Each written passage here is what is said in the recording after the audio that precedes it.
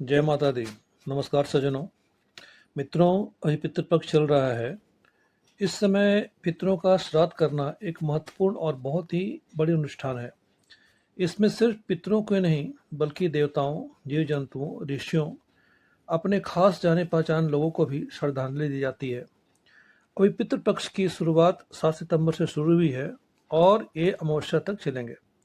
इस अवधि में परिवार और वंशज विशेष रूप से अपने पूर्वजों के लिए विभिन्न कर्मकांड करते हैं, जिसे श्राद्ध और तर्पण प्रमुख है।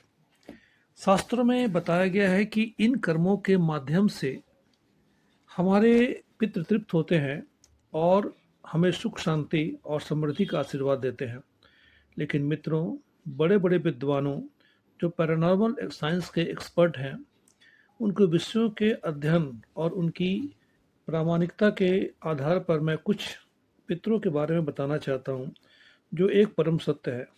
वास्तव में जो हमारे पूर्वज गुजर गए हैं, क्या वो पितृ योनि में हैं, या उनको पितृ लोक प्राप्त हो गया है, या प्रेत योनि में ही इस धरती पर विराजमान है? एक बहुत बड़ा सवाल है।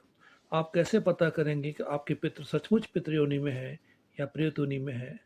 विद्वानों या पैरानॉर्मल एक्सपर्ट्स की माने तो उनके अनुसार आप इसे इतनी आसानी से पता नहीं कर सकते हैं। इसके लिए आपको उन विद्वानों या पैरानॉर्मल एक्सपर्ट्स के शरण में जाना पड़ेगा।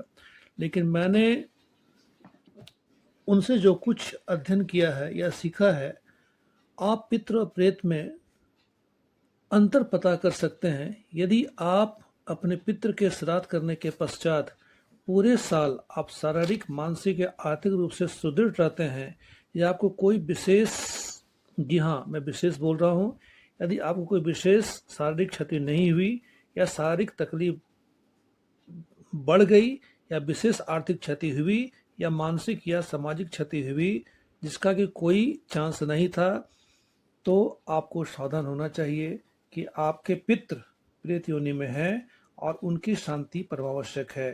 चाहे कि जो उपाय विद्वानों या पैरानॉर्मल एक्सपर्ट्स के द्वारा बताई गई हो, उसका जरूर फॉलो करें।